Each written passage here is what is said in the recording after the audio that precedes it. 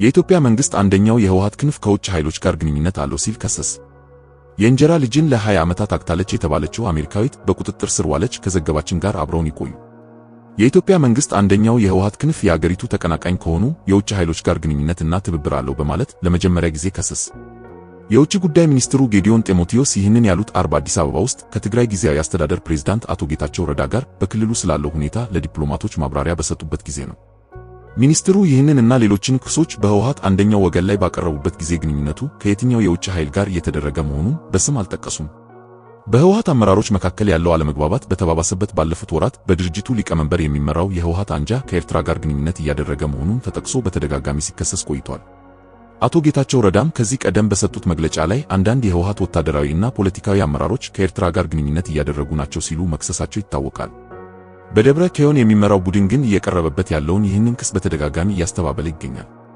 ተቀማጭነታቸው አዲስ አበባ ለሆኑት ዲፕሎማቶች በተሰጠው ማብራሪያ ላይ የኢትዮጵያ መንግስት አንደኛው የህወሓት ክንፍ ከውጭ ኃይል ጋር ግንኙነት ከመፍጠር በተጨማሪ ግጭት ለመቀስቀስ ሙከራ እያደረገ ነው ተብሎ ተወቅሷል። የውጭ ጉዳይ ሚኒስትሩ ጌዲዮን ጢሞቴዎስ መንግስታቸው በትግራይ ክልል የተከሰተውን ወቅታዊ ሁኔታ በቅርበት እየተከታተለ መሆኑን አመላክተው አንደኛው የህወሓት ክንፍ ጊዜያዊውን መንግስት በግልጽ ኃይል ተጠቅሞ ለመናድ እየሞከረ ነው ብለዋል። ከቅርብ ወራት ወዲህ በትግራይ ክልል የተከሰተውን ውጥረት በተመለከተ ማዕከላዊው መንግስት በይፋ መግለጫ ሲሰጥ ይህ ለመጀመሪያ ጊዜ ነው። ላለፉት ጥቂት ወራት በህዝባዊ ወያኔ ሓርነት ትግራይ ህወሓት አመራሮች መካከል የነበረው ውጥረት ከመካሰስ አልፎ በመሳሪያ በታገዘ ሁኔታ የአስተዳደር ተቋማትን መቆጣጠር ደረጃ ላይ ደርሷል። በደብረጽዮን ገብረ ሚካኤል የሚመራው የህወሓት ቡድን የክልሉን ጊዜያዊ አስተዳደር ተሻሚዎች በመሻር የራሱን ኃላፊዎች መሾም ጀምሯል። ከ6 ወራት በፊት በደብረጽዮን የሚመራው የህወሓት ቡድን የጊዜያዊ አስተዳደሩ አመራሮች እና በአስተዳደሩ የተሾሙ ኃላፊዎች እንደማይወክሉት ገልጾ ነበር። የድርጅቱ ሊቀመንበር ደብረጽዮን ባለፈው ዓመት መጨረሻ በተካሄደው 14ኛው የህወሓት ጉባኤ ያልተገኙና በክልሉ ጊዜያዊ አስተዳደር ያሉ የማዕከላዊ ኮሚቴ አባላት እና ሥራ አስፈጻሚዎች ድርጅቱን እንደማይወክሉ አስታውቀው እንደነበር አይዘነጋም። የኢትዮጵያ ውጭ ጉዳይ ሚኒስትር ጌዲዮን ጢሞቴዎስ ለዲፕሎማቶች በሰጡት መግለጫ አንደኛው የፓርቲው ክንፍ በግልጽ አመጽ የሚቀሰቅስ ፕሮፓጋንዳ እየነዛ እንዲሁም አመጽ በመቅስቀስ ወደ ግጭት ለመግባት እየሞከረ ነው ብለዋል። ሚኒስትሩ እንደሚሉት በፕሪቶሪያ ስምምነት መሰረት መተግበር የነበረባቸው የሀገር ውስጥ ተፈናቃዮችን መመለስ እና ታጣቂዎችን ትጥቅ ማስፈታት እንዲሁም ማቋቋም በፓርቲው አባላት ምክንያት ተስተጓጉሏል ብለዋል። ከዚህ በተጨማሪ የብሔራዊ ምርጫ ቦርድ መመሪያዎችን አንቀበልም ብለዋል በማለት የፕሪቶሪያ ስምምነትን ችላ እንዳሉ ተናግረዋል። ሚኒስትሩ እንደሚሉት ለሰሜን ኢትዮጵያው ጦርነት መቆም ምክንያት የሆነው የፕሪቶሪያው ስምምነት ሁሉም አካላት በሀገሪቱ ሕግና መመሪያ እንዲተዳደሩ፣ ሕግ እንዲያከብሩ እንዲሁም በሕገ መንግስቱ መሰረት የተቋቋሙ ተቋማትን መመሪያ እንዲከተሉ ያሳስባል። ጌዲዮን በስብሰባ አዳራሹ ለተገኙ ዲፕሎማቶች ባስተላለፉት መልእክት የውጭ ሀገራትና ዓለም አቀፍ ተቋማት የሚያወጧቸው መግለጫዎች ሁለቱን አካላት የሚወቅሱ ናቸው፣ ነገር ግን የፕሪቶሪያውን ስምምነት ችላ እያለ እንዲሁም አመጽ እየቀሰቀሰ ያለው አንደኛው አካል ነው ብለዋል። ሚኒስትሩ የፌዴራሉ መንግስት ሁኔታውን በጥንቃቄ እየተመለከተው መሆኑንም ተናግረዋል። ያለንን አቅም ተጠቅመን የፕሪቶሪያ ስምምነት ተግባራዊ እንዲሆን፣ የተኩስ አቁሙ እንዲቀጥልና በሰሜናዊ ኢትዮጵያ ሰላም እንዲሰፍን እናደርጋለን።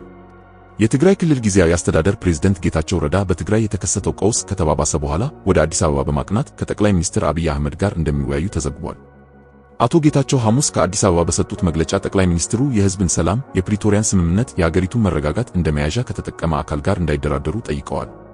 የጊዜያዊ አስተዳደሩ ፕሬዝዳንት ከቢቢሲ ጋር በነበራቸው ቆይታ የህወሓት ሊቀመንበር ደብረጽዮን ገብረ ሚካኤል የሚመሩት ቡድን እየወሰደ ያለው እርምጃን እብደት በማለት ድርጊቱ ክልሉን ወደ አደገኛ ሁኔታ ሊወስደው ይችላል ሲሉ አስጠንቅቀዋል። በምስል ወይም በቪዲዮ መረጃዎችን ቴሌግራም ቻናላችን ላይ ያገኙታል። የእንጀራ ልጅን ለ20 ዓመታት አግታለች የተባለችው አሜሪካዊት በቁጥጥር ስር ዋለች። ለ20 ዓመታት ያህል በእንጀራ እናቱ ታግቶ የነበረው አሜሪካዊ የተያዘበት ክፍል ላይ እሳት በመለኮስ ማምለጡን ባለስልጣናቱ ተናገሩ። ቃጠሎውን ተከትሎ የመጡ ባለስልጣናት በጠባብ ክፍል ታግቶ የነበረውን የ32 ዓመቱ ግለሰብ መታደጋቸውም ተነግሯል። ታግቶ የነበረው ግለሰብ 30 ኪሎ ግራም የሚመዝን ሲሆን በቃጠሎ የገባበት ጭስም በሆስፒታል ሕክምና ተደርጎለታል። ግለሰቡ ለዓመታት ያህል ተደጋጋሚ ጥቃት፣ ረሃብ፣ ቸልተኝነት እና ኢሰብአዊ ድርጊቶች ከደረሱበት በኋላ እሳት መለኮሱን ማመኑን የኮነቲኬት ግዛት ፖሊስ ገልጿል። ልጁን አግታ አስርባዋለች የተባለችው ግለሰብ በአፈና እና በጭካኔያዊ ተግባር ክስ ቀርቦባታል። ግለሰቧ ክሱን አስተባብላለች። ግለሰቡ እሳት የለኮሰበትን ምክንያት ሲገልጽ ነፃነቴን ፈልጌ ነው ሲል ለፖሊስ ተናግሯል። የእንጀራ እናቱ በቀን አንድ ሳንድዊች ምግብ እና 2 ትናንሽ የውሃ ጠርሙሶች ለዓመታት ተሰጠው እንደነበር አቃቤ ሕግ ገልጿል። የቤት ውስጥ ሥራዎችን ለመስራት በቀን ለ2 ሰዓታት ከነበረበት እገታ ነፃ እንዲወጣ ቢደረግም የእንጀራ እናቱ ቁጥጥር አይለየውም ተብሏል። ግለሰቡ ሊሞት እንደሚችል እያወቀ የእጅ ማጽጃ ሳኒታይዘር ወረቀት እና መለኮሻ ላይተር በመጠቀም እሳት ማስነሳቱን አቃቤ ሕግ ረቡዕ በዋለው ችሎት ላይ አስረድቷል። የ56 ዓመት የሆነችው የእንጀራ እናቱ ኪምበርሊ ሱሊቫን እሳቱ በተነሳበት ወቅት ቤት ውስጥ የነበረች ቢሆንም ባለስልጣናት በስፍራው ሲደርሱ እንዳላነጋገረቻቸው ተገልጿል። የተከሳሽ ጠበቃ በደንበኛቸው ላይ የቀረበው ክስ ሐሰት ነው ብለዋል። አንድ ክፍል ውስጥ አልተቆለፈም ነበር፣ በምንም መንገድ አልከለከለችውም፣ ምግብ ታቀርብለት ነበር፣ መጠለያ ሰጥተዋለች፣ በእነዚህ ውንጀላዎች አዝናለች ሲሉ የተከሳሿ ጠበቃ ኢያኒስ ካሌዲስ ለመገናኛ ብዙሃን ተናግረዋል። እሳቱ የተነሳው ባለፈው ወር ሰኞ የካቲት 10 ሲሆን ከሁለት ቀናት በኋላም ባለስልጣናቱ ግለሰቧን በቁጥጥር ስር አውለዋታል። የግዛቲቷ ፖሊስ ኃላፊ ፈርናንዶ ስፓኞሎ ጉዳዩን ልብ የሚሰብር እና የማይታሰብ ሲሉ ፈርጀውታል። ተጎጂው ከ11 ዓመቱ ጀምሮ በቤተሰቡ መኖሪያ ቤት ውስጥ ታግቶ እንደሚገኝ መናገሩን ፖሊስ ገልጿል። ለ20 ዓመታት በአንድ ክፍል ውስጥ ተዘግቶበት ነበር፣ ለ20 ዓመታት ያህልም ከዚያች ክፍል ለመውጣት ሲሞክር ነበር ሲሉ አቃቤ ሕግ ተናግረዋል።